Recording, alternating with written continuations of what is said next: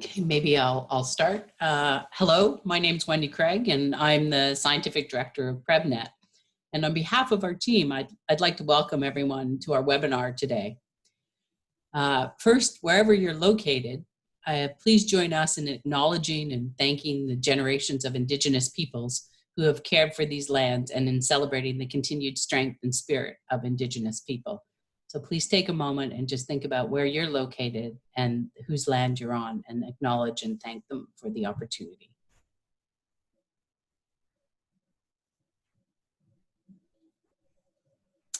We're bringing today's webinar from the community of practice to address teen dating violence funded by Public Health Agency Canada. Today, we're very excited and extremely pleased to partner with Becky Van Tassel from the Center for Sexuality for her webinar entitled Transitioning from In-Person to Online, Practical Tools and Tips to Providing Dating Violence Prevention Programming in an Online World.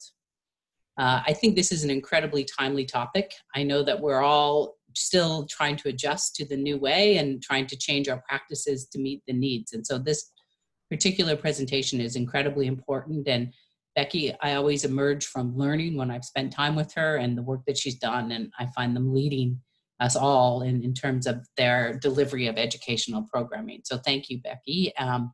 Before I introduce you, I just want to go through the format for today. We've posted a link to Becky's webinar in slides in English and French, and you can find that link in the chat box. So you may like to print a copy to follow along and make notes. The webinar will run for about 75 minutes, and Becky would like the webinar to be as interactive as possible. So she invites you to ask questions as they come up along the way, and she'll address them. So you can put your questions either in the chat box, or you can either use your webcam, or you can use the raise your hand function. So we're gonna be, she's gonna be watching that, and we'll stop and answer questions along the way, and she's quite happy to do that. At the end of the webinar, in the chat box, you'll see a link to the evaluation, and that's the evaluation of this webinar.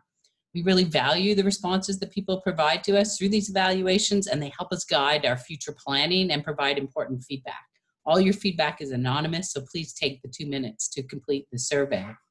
And once you complete the survey, you will then be asked to enter your full name and email address. That will be separate from your survey, but that email and name allows us to send you a certificate of attendance that's going to be generated and emailed to you. And so just want to be really clear with you that even though you fill in that part with your name in it to get the certificate, your name is not associated in any way to your evaluation form. The webinar is being recorded today so that after the webinar, we can send out a link to everyone that's registered, and they can share it or listen to it again if they weren't able to join us today. So that's all the business and setup, and now to the really important main event. It is truly my pleasure to introduce Becky Van Tassel from the Center for Sexuality, which is a nationally recognized community-based organization delivering programs and services that work to normalize sexuality and sexual health across the lifespan. Becky has been employed in the nonprofit sector since 2001. She holds a Bachelor of Social Work and a Master's of Adult Education, specializing in educational research. Her work is primarily focused on sexuality, inclusion, sexual health, and healthy relationships. Becky is the Training Center and Community Engagement Manager at the Center for Sexuality in Calgary, Alberta, and that's where she joins us today. So I'm delighted to have Becky with us, and I'm going to turn the presentation over to her because she has the words that you really want to hear and the wisdom to share. So thank you, Becky, and thank you all for attending. Thank you so much, Wendy. That was really lovely. It never gets comfortable hearing your own bio. So I'm going to ask Stacy at this point to give everybody kind of the ability to share their cameras and their mics, and then we'll just mute everyone. So give us a moment while we just change the setup.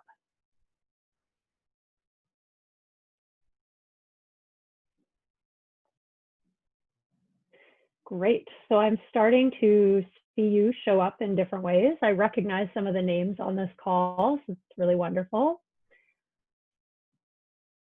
Okay.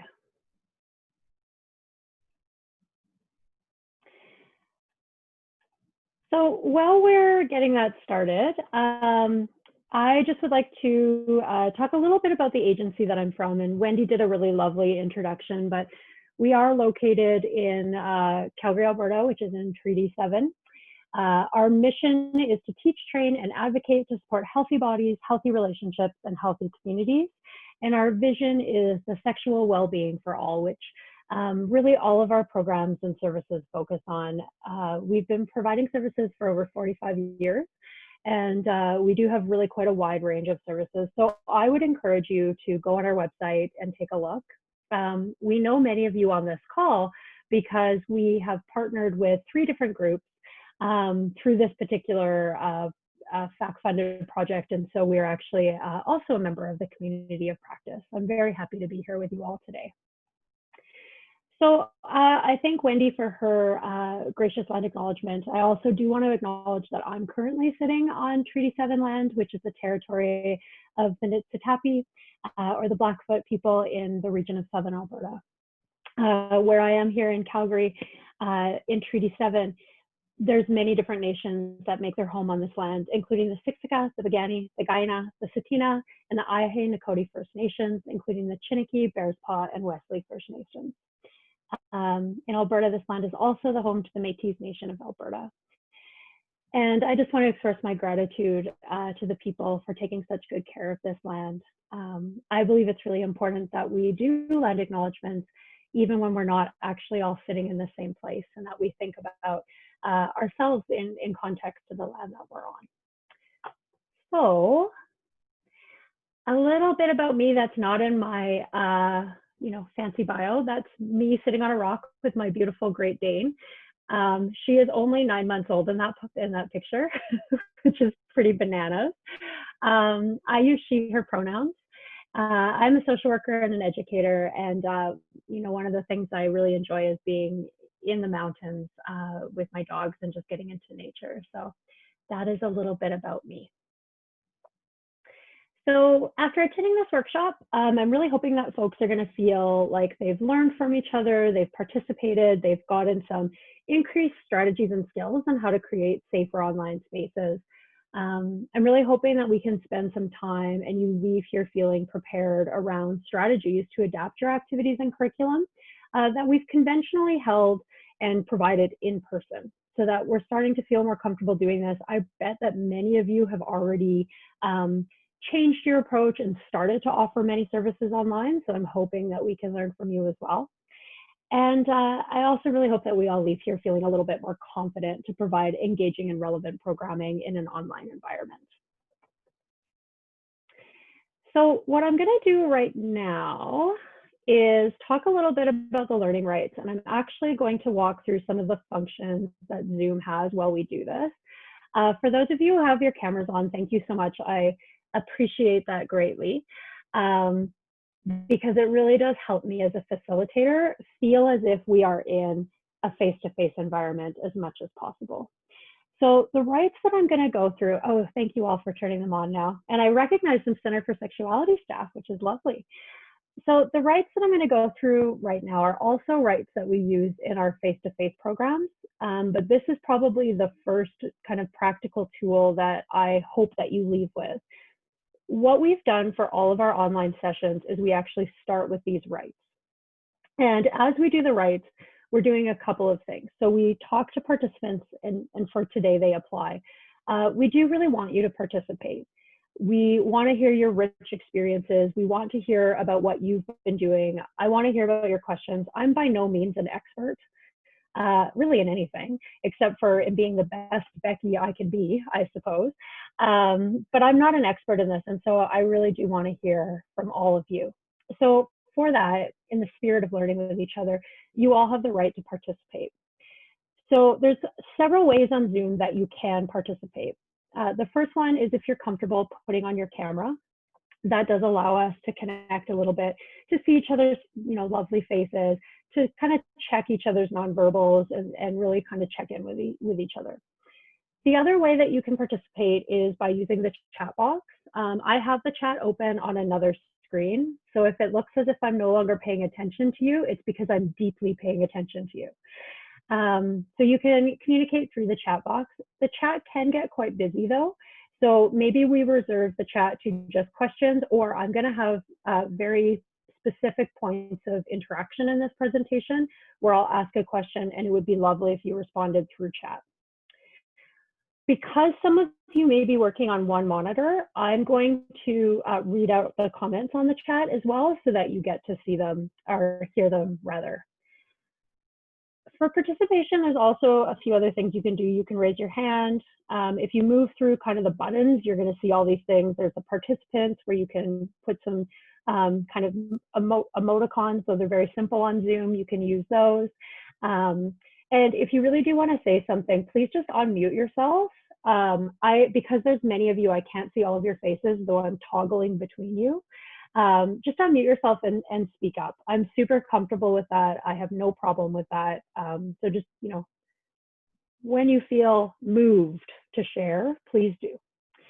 All of that, though, you have the right to pass. So if you want to sit back and just take this in, listen, learn from your colleagues and peers, you're 100% welcome to do that. There's no pressure to do anything that you're just not feeling this, I guess, afternoon for many of you, or for some of you morning.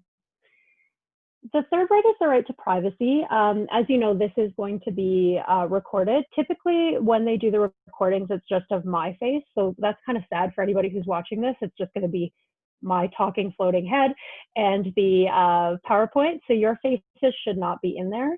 But just knowing that it will be recorded. So just consider that in what you share. And then also, if you want to talk about your programs or maybe the things that are coming up with your clients, be cognizant that Canada is like a weirdly small country in some ways. So don't use any information that might tell us who you might be talking about. In terms of respect, you're all obviously respectful people. We use this with youth, though, to talk about respect through chat, respect through language that we're sharing, how we show up in a space, how sometimes using your camera can actually be a sign of respect because it's allowing people to connect in those ways. With youth as well, we turn off the ability for them to privately chat with each other. So that's something you might want to consider in your own programming, just because that then can minimize some of the challenges that may come up.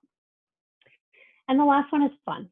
I really do hope that in the next 60 minutes or so that we have together, that we have a good time, that you laugh, and that you get a chance to relax a little bit.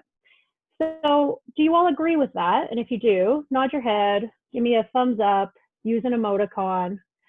And one last thing I want to show you is if you go and make it gallery, the grid view, and then you open it up, you can actually see more people on the camera, which is kind of fun.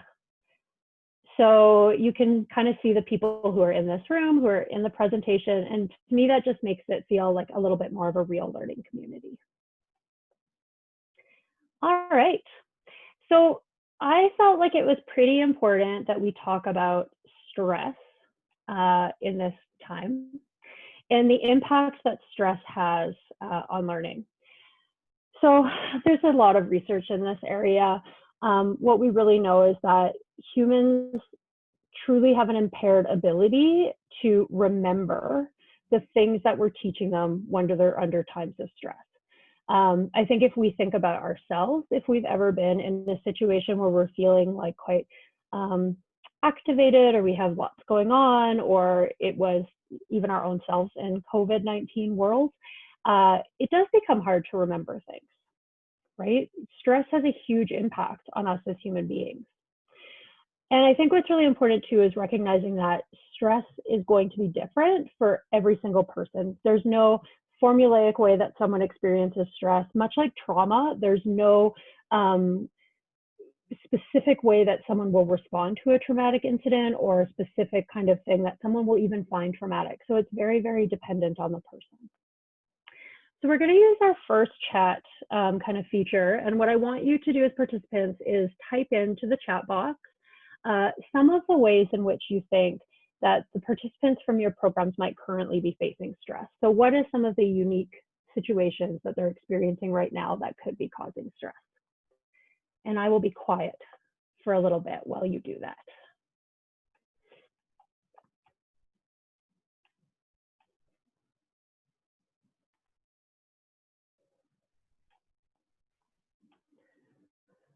Okay, so this is good. You are all very quick typers. I'm super impressed. So domestic violence in the home, absolutely. And I know that if anybody was participating in PREVNet Community of Practice last seminar on trauma-informed care, there was a lot of excellent information in there about increase of violence in general because of COVID. Isolation, for sure. Sexual violence, domestic violence, being at home and not having access to friends and social spaces, that's so true. Financial issues, transitioning to online school, absolutely. That's been extremely stressful for youth and also for their natural supports. Economic challenges, stuck in unsafe home spaces, isolated from peers and other supports, unable to meet with friends and family, may have lost income, isolation, limited access to technology, cyberbullying, the excessive amount of screen time, absolutely. Difficulties with learning online. In Alberta, we actually laid off 20,000 education assistants who are the folks who are really helping people who have learning challenges in the classroom. So that's been an extra layer.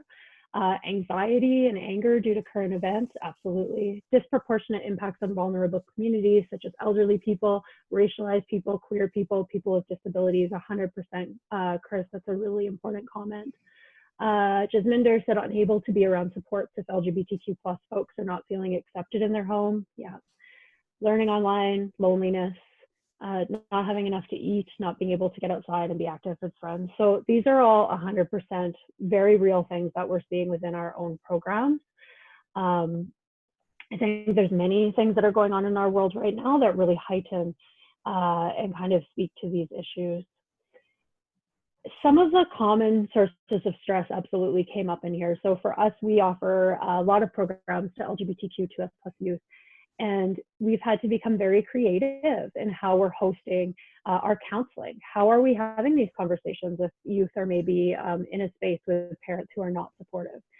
We've actually seen a huge intake in our counseling clients coming in to speak about issues that they're having with family. We've seen our counselors be extremely creative about how they're having conversations.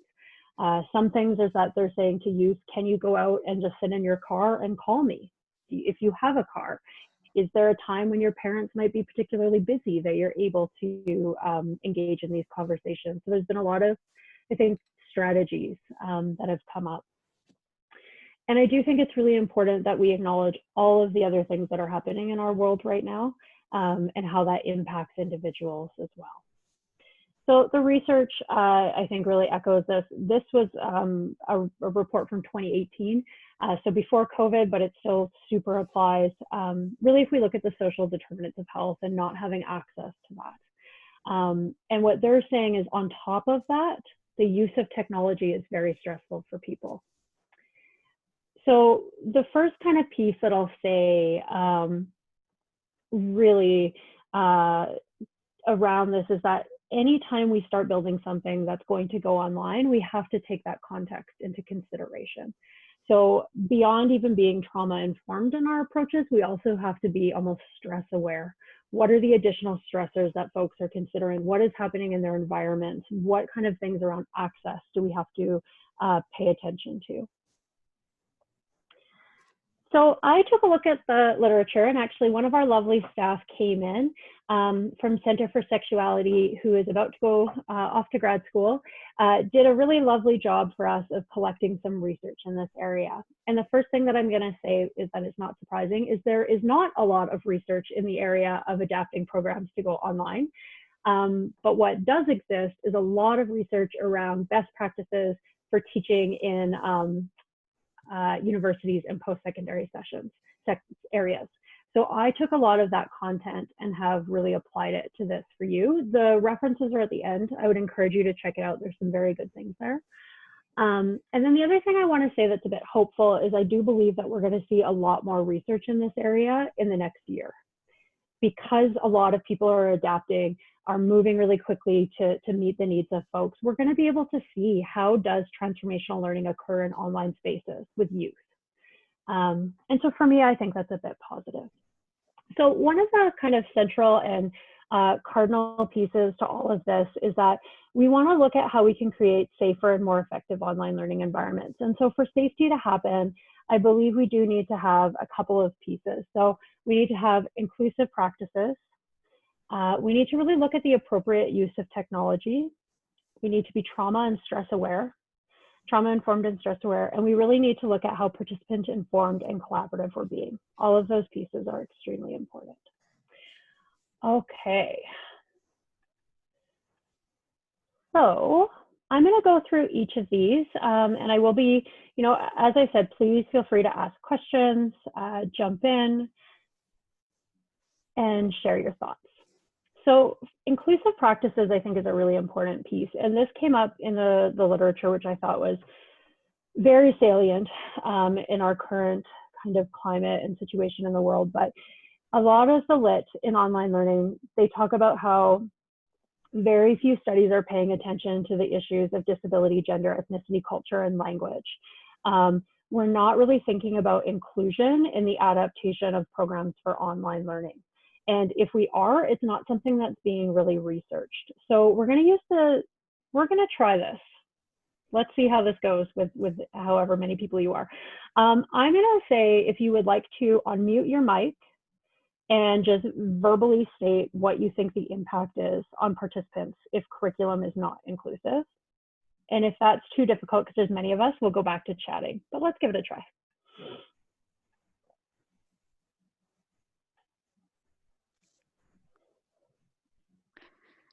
I think it prevents engagement. Absolutely. And thank you, Erin. And also nice to see you, Erin. Yeah, it can prevent engagement for sure. Any other thoughts? Has people feeling invisible? Yeah. Leslie, thank you for sharing that. It can have people feeling invisible, which if we think about folks who are experiencing structural violence, who are oftentimes invisible in society, if folks are not seen reflected in the content that you're sharing, that reinforces that and can be quite traumatic. Any other thoughts? And just based on that comment, it's probably has negative effects on mental health in the long run. Absolutely. 100%. Thank you, Tessa.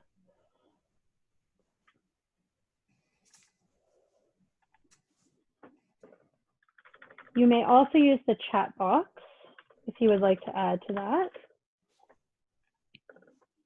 And in a different way, it actually starts to promote the lack of inclusion, the stereotypical systemic violence that occurs in our society. If we don't bring them in, we're actually supporting it ourselves unknowingly.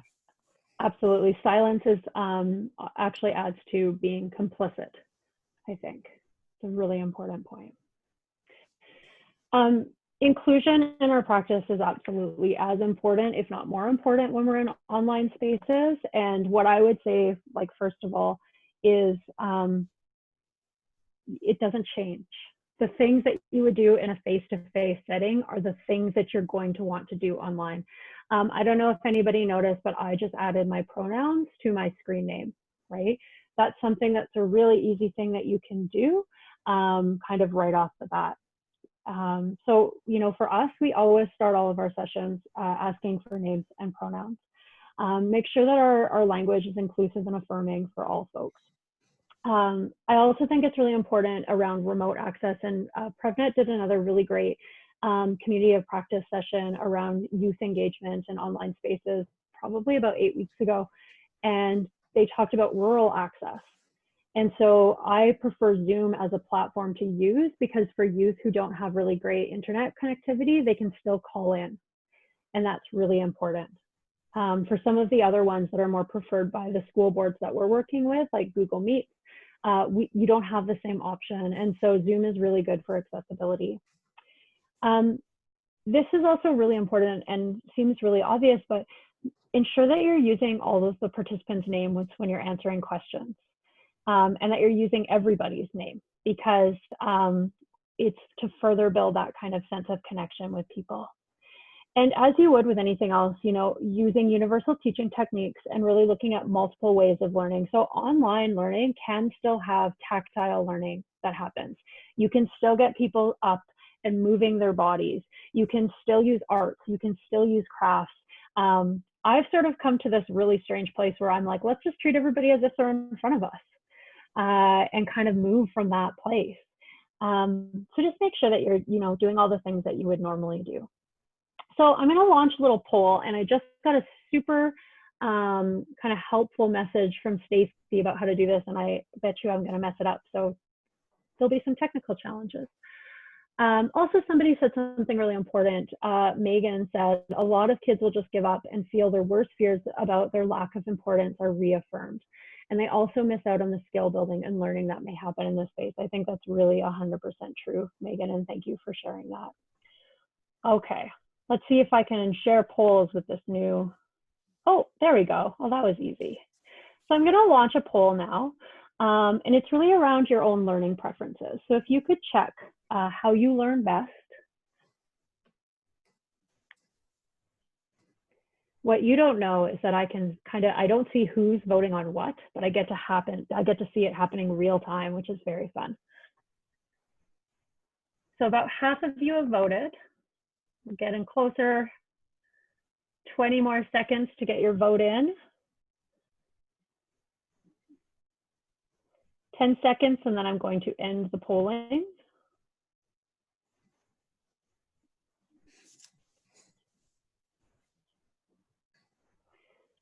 Great.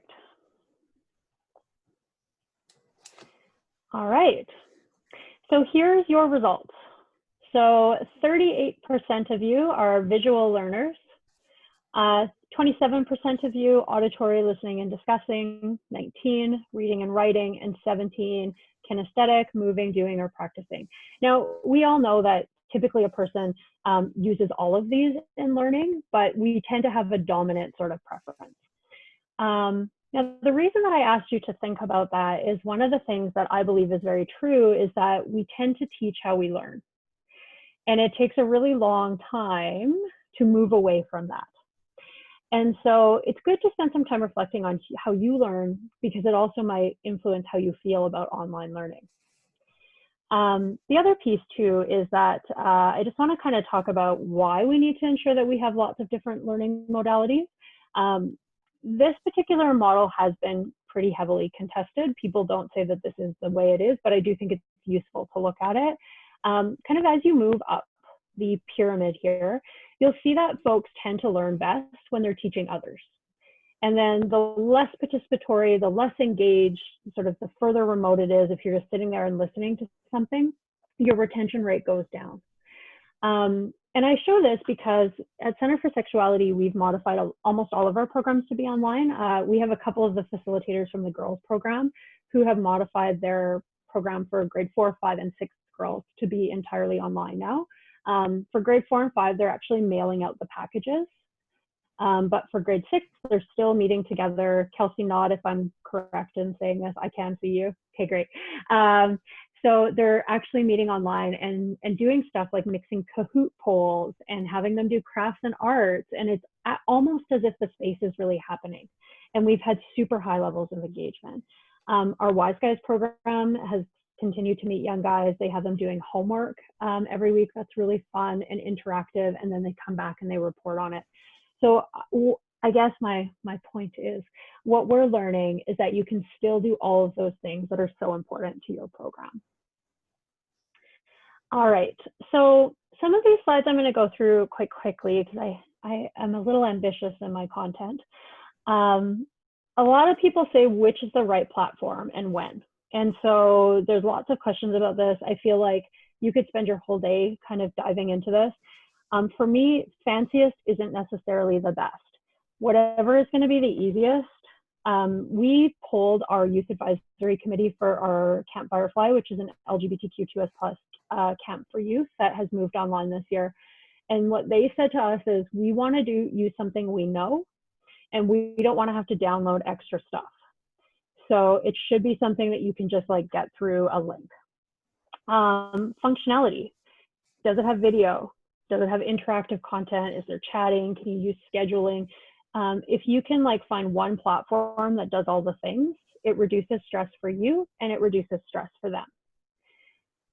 Blended learning options is really important. So is there a way that you can have discussion boards that are happening outside of the actual chat? Is there ways that you can kind of connect with people offline in different ways? I'm going to totally mess up the name of this, but with our Wise Guys program, they've been meeting sort of depending on the platform that the school board is using. So some on Zoom, some on Google Meets, and I think Girls Program has done this as well, which is fine. But what the camp youth said is that they have been doing a lot of gaming, and how they're meeting other folks right now and really connecting with other people is through gaming platforms. So there's a chat-based platform that people use for gaming, and I can never remember what it is, but if somebody can put it in the chat box, that would be very helpful if you happen to know what it is. And so talking about the Discord, thank you, Erin. So if you're able to provide your program, but then have youth connecting on platforms that they're already using, things like Discord, which I've clearly never been on, that can be a really great way of getting them involved. So a lot of the research, and this is not surprising to me at all, but really talks about how we should have asynchronous and synchronous activities. So sometimes where people are coming together as a big group, sometimes where people are able to have discussions off to the side. The use of homework is really important. And then this part around really prioritizing the social bit with the task bit. So I took a lot of online courses in post-secondary, and my experience was okay. Well, I'm pretty comfortable with technology, so it wasn't stressful, but I did miss the social interaction that happens with peers.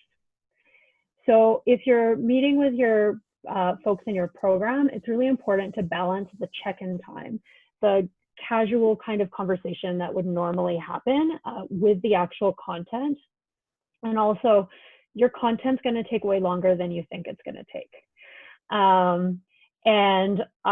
Like so much longer. So plan for that and kind of build that into your time.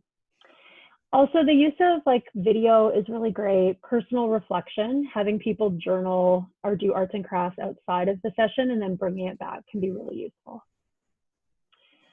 I don't really have a ton to say about this, but I think it's really important that you think about technology that is not going to make people nervous in larger groups.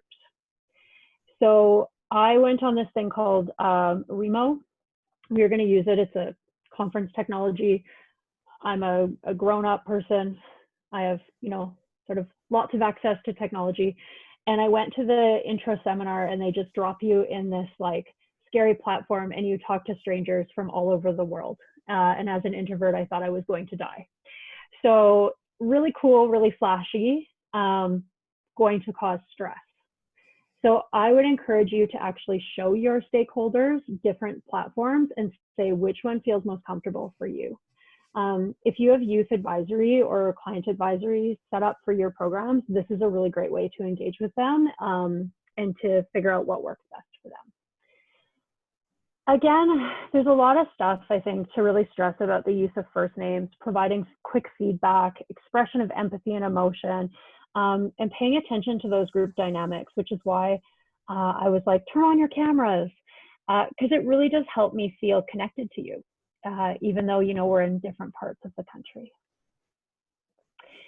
So you had a really excellent session already through PREVNet around trauma-informed practice. I'm not going to continue to get into that, but I do think it is really important that in any of our interventions, we're considering the social and structural conditions that are occurring, and we're making sure that we are not re-perpetuating trauma, stigma, oppression within our practices. And I'm going to talk a little bit about some of the work we've done in our relationship and sexuality education program around trauma-informed facilitation that we've moved online. So there's 4 kind of tenets to trauma and violence-informed care, which I'm sure you all know. And the first one is really promoting a culture that understands trauma. So as you would in face-to-face, recognizing that your participants may be experiencing trauma and it may be heightened at this time. The other thing I think too is like considering your own values and beliefs about relationship and teen dating violence. Since that's the work you're doing, you've probably done that extensively. But I find my values are much more raw in an online environment. There's been some like gray kind of lit talking about how people spend more time trying to figure out what we're saying because our faces, we're not able to read emotions in the same way. We're not processing in the same way. We're not sharing energy. And so I think because of that, it's even more important as facilitators that we're so present. We're so aware of our own values and our own kind of things that could come up when facilitating content.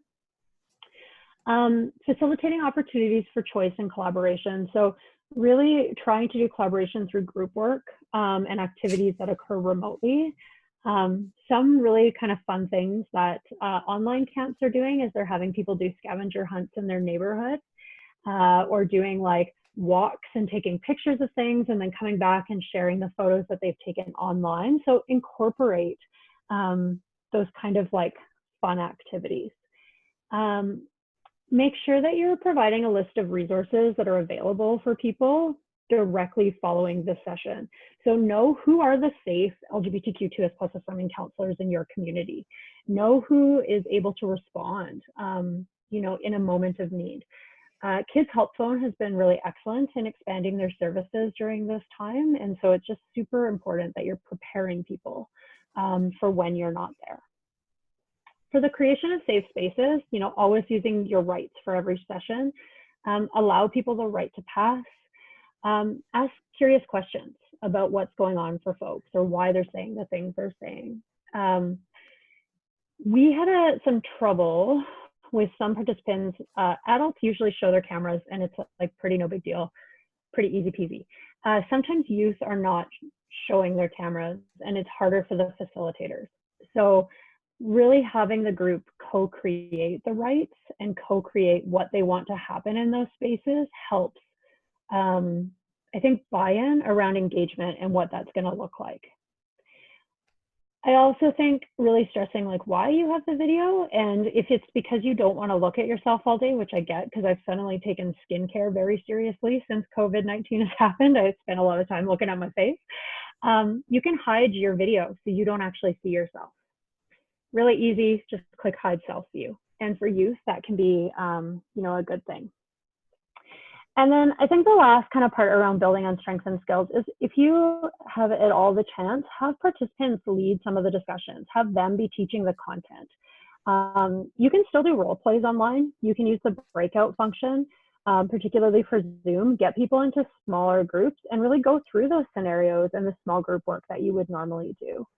And the last thing I think is just important to think about the age of your participants and developmentally what's appropriate. So for girls program, ages 4 and 5, it didn't seem like it was exactly the right fit. And Kelsey, you can unmute and interrupt me if you want.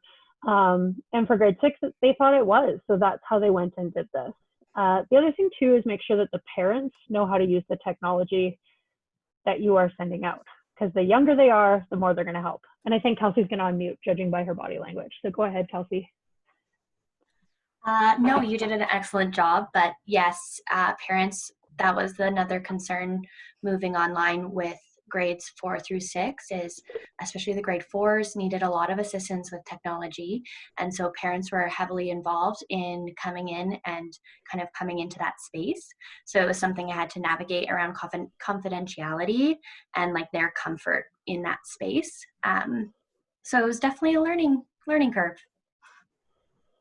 Thanks so much, Kelsey. I love it when folks are like here to help me, so I get to drink some water and take a break.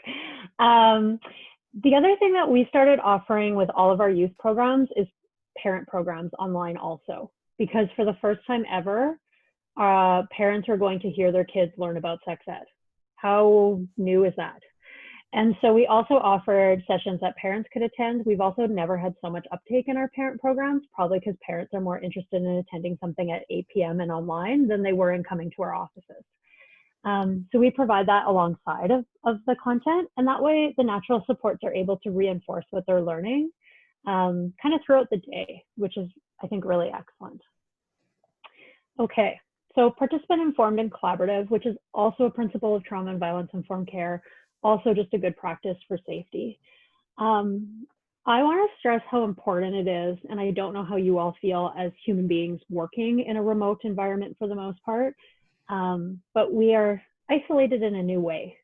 And because of that isolation, we need to be so much more in tune to collaboration and participation and how that can occur online. A lot of our curriculum and programming is very prescriptive. I mean, that is part of why we do it, is we know how it works and we do it again and again and again because it causes behavior change. But even so, I think we've been a lot more open to, these are the needs and the issues that are coming up for you. Let's be responsive to that. Because also recognizing, much like yourselves, our programs weren't created to be delivered during a pandemic, and they weren't created to be delivered online necessarily. So you can either use your microphone or use the chat box, however comfortable you all feel. But I'm curious, if you're currently doing this work, or if you plan on moving your entire program online, how are you going to foster collaboration? And I'm just gonna mute my mic and sit quietly for a few seconds.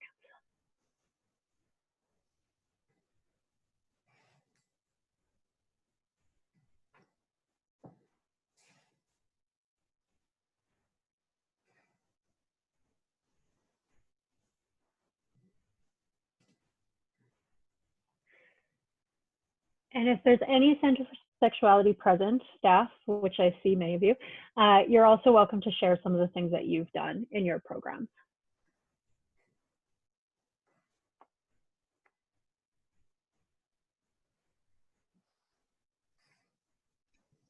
You've already mentioned Girls Program a number of times, but one of the platforms that we used was Kahoot, which allows everyone in the session to be giving their opinions or whatever's going on for them. They're allowed to like vote and put in words, and then we always give a chance after every question they answer on Kahoot to unmute their microphone and share why they put what they put. So it allows for a lot of really good conversation while still being in the online presence. So. Thank you, Kelsey. Another thing that you can do that's fairly simple is if you go to the top of your screen, you're going to see kind of to the right of your name, or the top part there, you'll see a button called Annotate. Can you all do that? Press Annotate for me, and then pick Stamp. And I want you to put a stamp on my presentation. Oops, I can't do that because then it moves.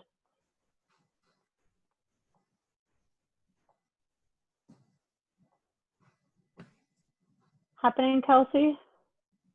No.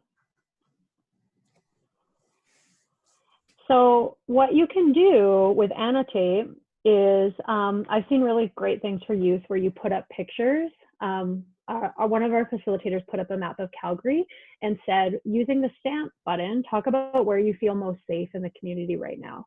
Talk about your place in nature that makes you feel so positive. The other thing that we've done as well is take pictures and put them up, and then have people talk about which picture is most reflecting their feelings at the moment. And then using Annotate to kind of write and stamp on things and participate that way.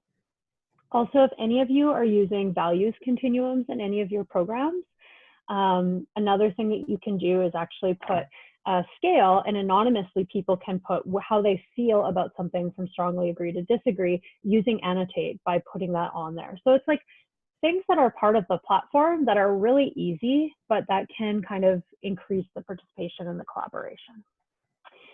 So I just want to share that when we first started doing this work, we all had lots of feelings about online learning. And some people were really excited, some people not so much so. And I believe it's really important to kind of check into our feelings around this. So I'm going to launch a little poll.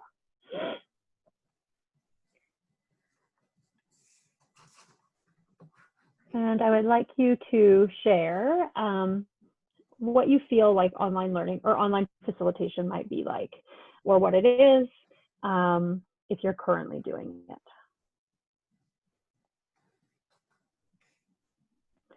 Also, my fancy wireless headphones just made the I might run out of battery noise.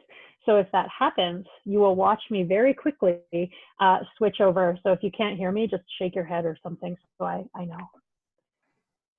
Okay, I'm going to give you about 20 more seconds to finish out your polling.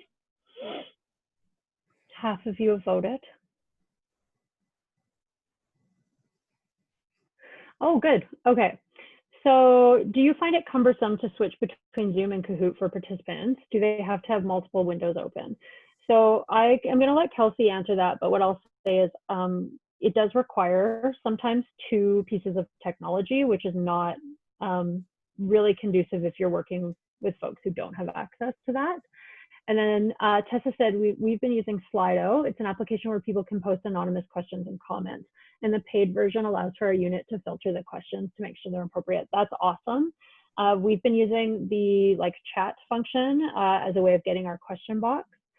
And some folks are getting help finding Annotate.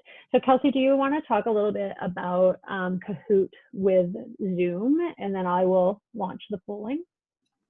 Yeah, that's honestly a very, very good question, because it's something that we had to navigate at first. So it required a ton of emails in between starting Kahoot. So we were in contact with the parents mostly. We had some of the girls' emails, but we had to send quite a few very detailed instructions to parents, one of which is it's best if they have two types of technology. So a laptop to be having Zoom like we have right now, plus a smaller phone or tablet, which not everyone has access to. So we also had instructions on how they can split their screen between Zoom and Kahoot, so they're able to answer the questions while also seeing the shared screen on Zoom.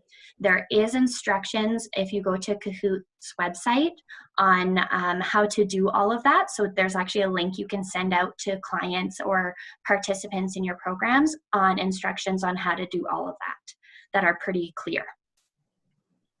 Thank you, Kelsey. I'm so glad you're here today. Okay, so I've launched our poll results, and I love these. So 73% think it's challenging. Yeah, it's exhausting too in a different way, but it's also, I think, great. For me as a facilitator, I've facilitated a long time, so I enjoy it because it's a new muscle. 36% say stressful. I would say a lot of the stress comes from what if my technology doesn't work? And the solution to that is you must 100% of the time, if possible, 100% of the time if possible, that's quite the juxtaposition, isn't it? Have a co-facilitator. So I know for some of you who only have one facilitator in a program, this will be tricky, and I would encourage you to try to partner with somebody else at your agency if at all possible. How we've been running this is that one person takes over technology and troubleshoots and is kind of there as a backup in case someone needs to step out and have a more private conversation. They take on host role. The sort of lead facilitator is the person who goes on as co-host, and that's the person who's delivering most of the content.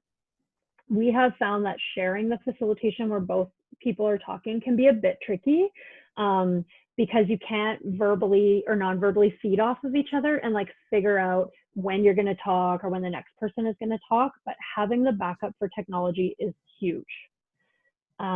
So I would encourage you to think about that as much as possible. 27% said fun, 22% said exciting, 47% said more tiring than face-to-face. I would probably agree with that.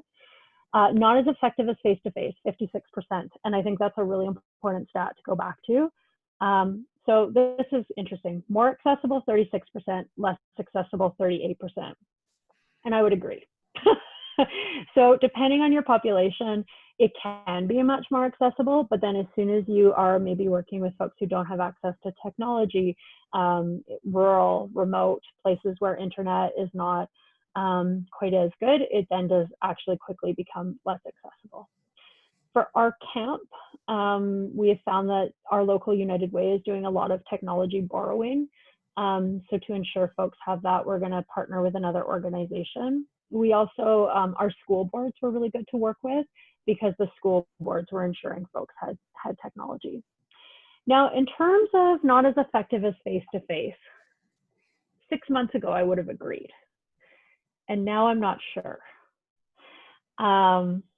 which is good because I tend to be very definitive in how I feel about things. So I think that we might find that it's more effective than we think. But I think that we don't totally know yet, so we'll see. So it's important to really think about your feelings about online learning and kind of sorting out where those feelings are coming from, because they can be either something that helps support you in this or actually can be a bit of a barrier, right? So spend some time journaling, chatting with your peers, and really kind of thinking that through. So for the last 20 minutes, and I feel free to ask questions at any time, remember folks, I'm going to talk now specifically about two things: adapting programs, which many of you are running, or adapting specific activities, because it's sort of slightly different. So for adapting programs, I just want to start by having everybody, as much as possible, use one word to describe what your program is trying to achieve in the chat box. And I'm going to participate too.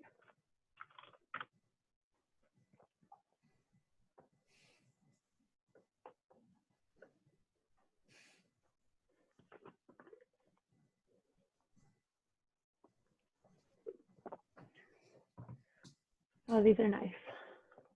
Oh, and I love how a bunch of you have changed to have your pronouns. You're such a good group. I could spend a long time with all of you. Okay, so we have equity, community, engagement, empowerment, respect, involvement, consent. That's huge. Thank you, Nico. And then again, engagement, participation.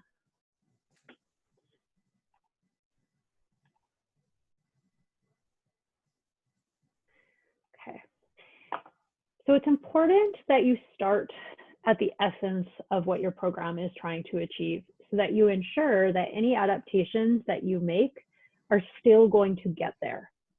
So really, you kind of start with your program objectives and your learning outcomes, and then you think, how am I going to get to that same place, but while being online?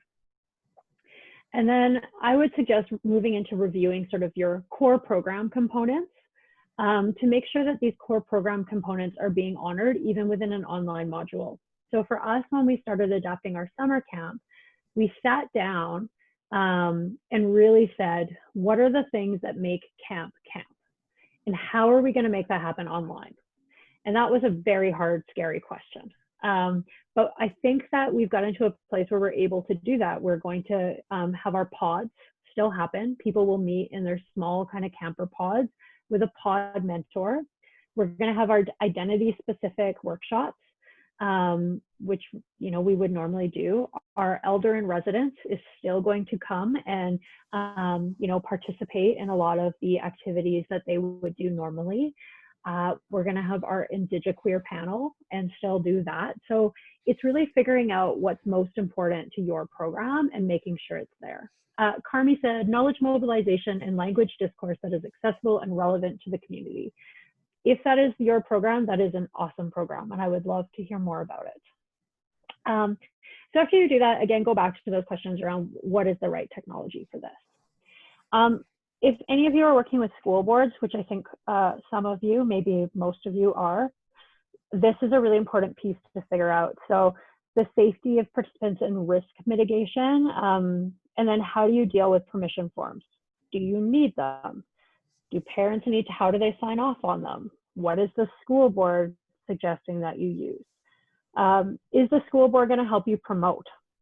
So for us, we found that many of the school boards were really, really great at reaching out to students and saying, this program is now moving online. This is how you participate and join.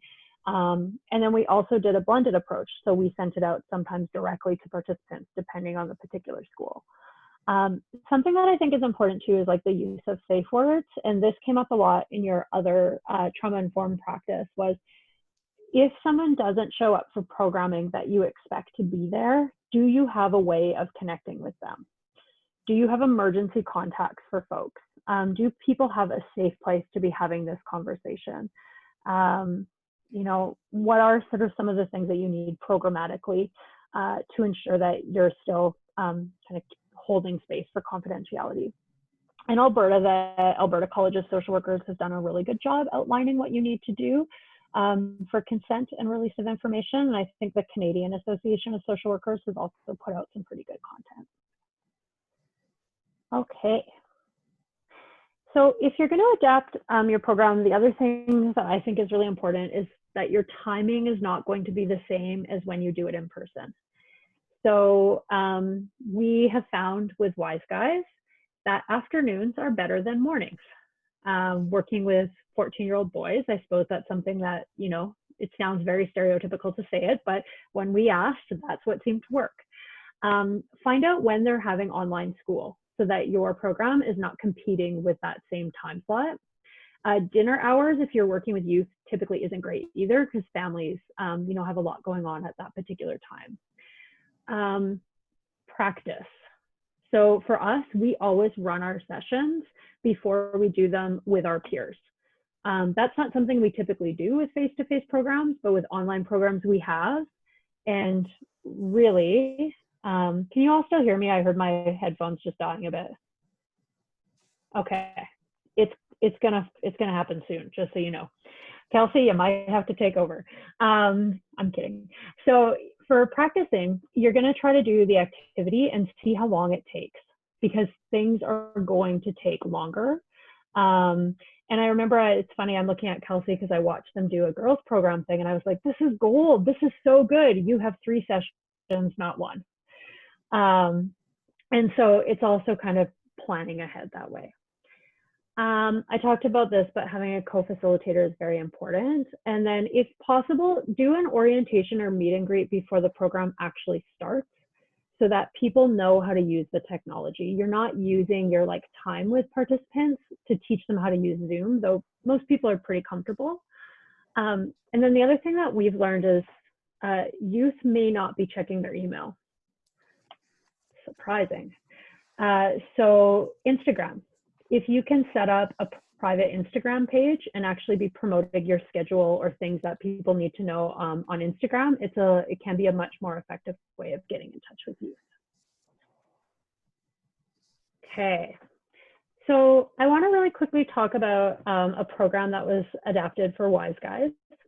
Many people here, I'm sure, has seen the gender box activity where you have man, woman, you write the stuff, stereotypes, and then a lot of you are like, yes, I've definitely seen that. So that is an activity that we do in Wise Guys that's really important. We piloted online, and the first thing was, interesting, parents might hear this. So how are we going to change that? And it was like, well, let's use the whiteboard and have people write it. So our Wise Guys facilitators, they ran it with our staff. The whiteboard didn't work. Okay, this is not working. So then they got us to all say the things out loud, and it took forever. And we're a bunch of sex educators who kind of know what the activity is supposed to do. So I said to them, well, what are they actually doing right now? What are these youth doing online? And they said they're playing video games. Okay, so let's use a medium that they know, and let's adapt that activity. So what they did is they took these 2 images from probably very popular video games, and people know what this is, I do not. And they said, rather than asking those sort of big esoteric questions around stereotypes for men and women, what are you seeing in these pictures? What are the stereotypes that are being portrayed in these 2 images? And then how is that showing up in society? So you're making any kind of question you ask online should be very to the point and very clear and very explicit because you don't really have the luxury of time or nuance. So I'm going to share one more poll with you. And this one I think is interesting. So can online learning be transformational?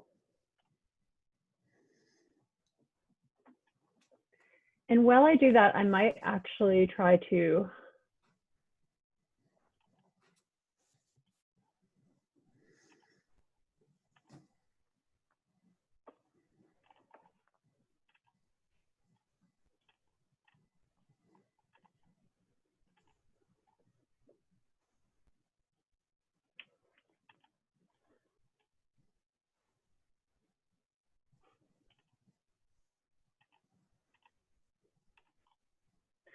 okay. So I'm going to share this with folks.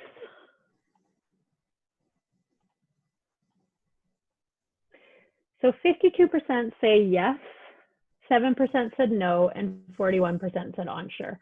And I think that's a really kind of lovely way of looking at it. I most certainly would have thought previously that probably it wasn't that transformational.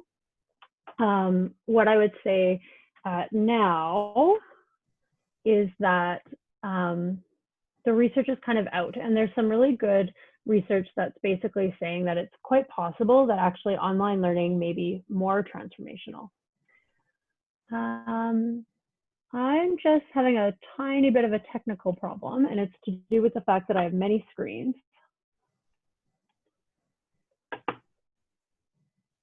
But that's okay. Are you able to see the next slide? Because I can no longer see what you're seeing. Kelsey, if you could unmute and say yes, that would be great. Yeah, I can see, can online learning be transformational? And then use the poll. All right. So we are not in the right place. Okay. I mean, it does have some research there, Myers 2008. Oh, that's exactly it. Oh, okay. Thank you. Great. This is why it's good to have a co-facilitator, folks. So some of the research is really saying that, yeah, online learning does have the potential to be transformational, and it could actually be more effective. So the reasons for this is that in online spaces, we may actually have more of a equal situation between the facilitator. You're not standing, you're all sitting in your own homes. For example, you folks are able to see my home and you've never even met me. It can actually create a space where there is greater ability for people to be really kind of talking. There's also, you know, some ideas that maybe folks who wouldn't have the same kind of social power in a conventional classroom or space might actually have more time and ability to really share. Certainly what we've seen is that our GSA, our cloud GSA has been really, really popular. We've been finding that folks are really attending that and are, you know, quite interested in engaging, and there is a lot of conversation. Okay, can you see the activity adaptation tips? No. Oh. It looks like you're annotating with a stamp. I am, and I don't mean to be. I'm gonna stop sharing my screen for 1 sec to kind of regroup, if that's okay. There we go.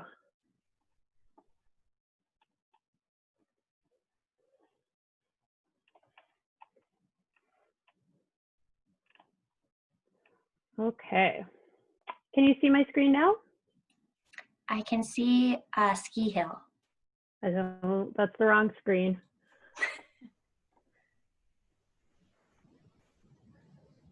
So I think what's important is that we all recognize that even in a thing about online learning, we can have challenges.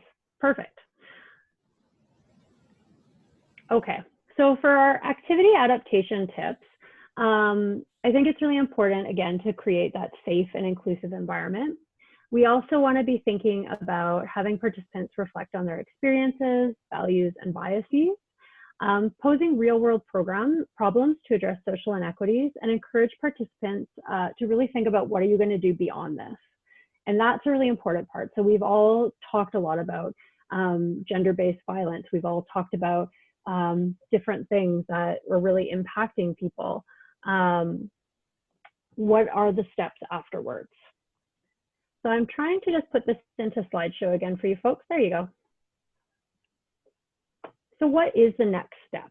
And for us, we've really seen, you know, youth are saying we want to be more involved in Cloud GSA. We can do some letter writing campaigns and things like that right now while we are remote and while we are home. So just some tips for you to consider that I've talked about a little bit, but is account for time. Nothing happens in the same way that you think it will. Try very much to incorporate some movement. If I had more time with you today, I absolutely would have done that. It can be really hard too. If someone's been online all day for school, try not to book an online meeting right after that. As you know, for any of you who have lots of meetings in a day, I sometimes don't know what I'm saying by the end of the day, quite truthfully, and the same will happen with you. Try to treat them as if they're actually in the same room. Using breakout rooms can be really helpful. And I think engaging the natural supports as much as possible, or like their peers. So if you've taught an assertive communication formula, find out if they've actually used that during the week in their lives. How did that go? Are they implementing the tools from your program? And then always make sure that you have the resources available. So in order to increase your comfort, I would suggest that you make mistakes.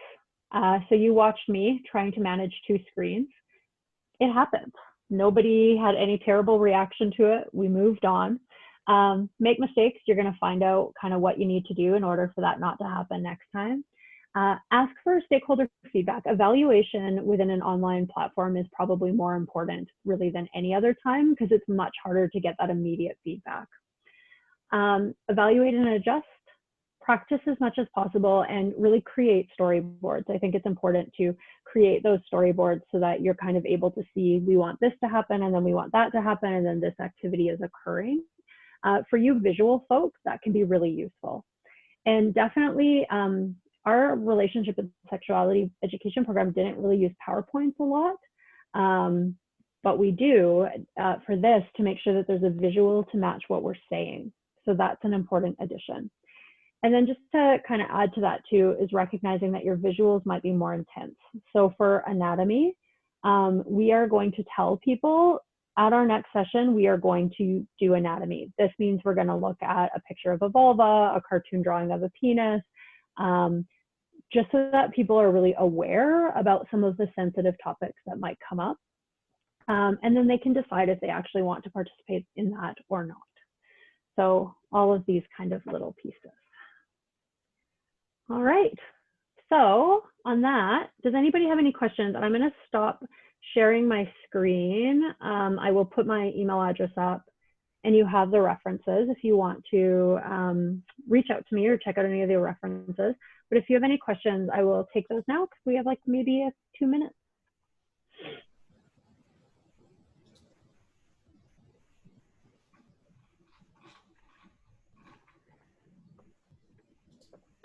Hi, Becky. Okay. I was just gonna say thanks so much for this, because I've been feeling really overwhelmed around moving school-based programming onto an online platform. So this was exactly what I needed to sort of, our program was cut short this year due to school no longer being in session. And so we're moving into the fall now, thinking about, well, first of all, with lots of moving parts, we're not sure exactly what school looks like in the fall. So as a third-party program who contracts with the school, it's been really challenging to sort of even start making a plan. So to see like sort of lots of different possibilities depending on what that environment looks like come September, it makes me feel a little more grounded, and I can be thinking through the summer sort of how we can go in a couple of different directions. So thank you for this. This was, and for everybody's input, this was really helpful. Thank you for participating, Megan. And I had a question about a moving activity, which I'll share, but I also just want to stress something that might happen that we've heard through rumor is maybe if school is back in person, outside third-party facilitators won't be coming in. But one of the ways I think of addressing that is that the facilitator can be on the screen, but the youth themselves can be in person.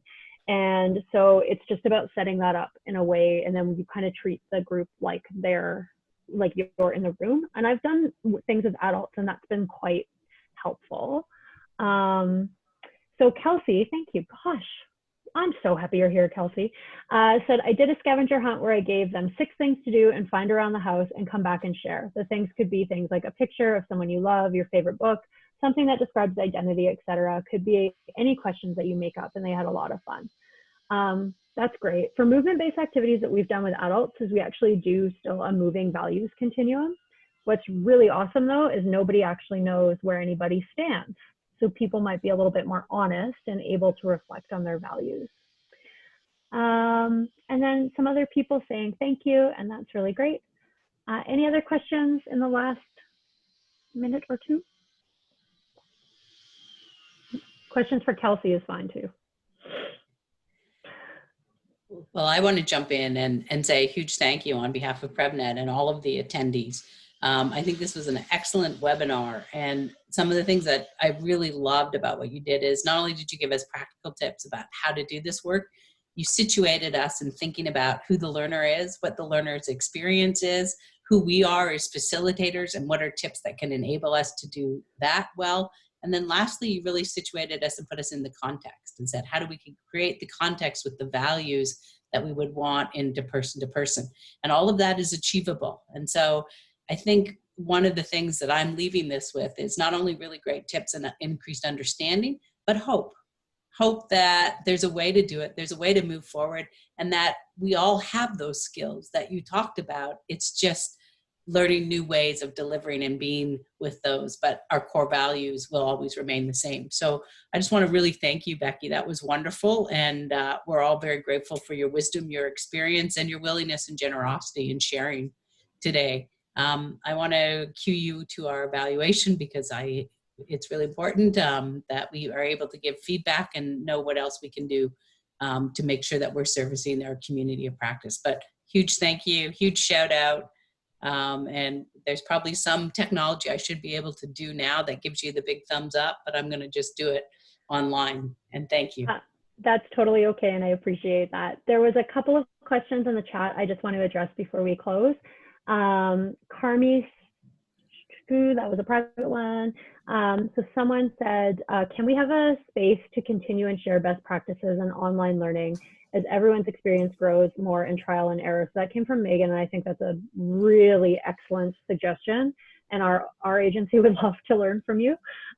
So if that's possible, that would be amazing. And for those of you who sent me private messages, thank you so much. I really do appreciate all of your thoughts. And you've just been a really lovely group. So thank you for letting me come into your home today.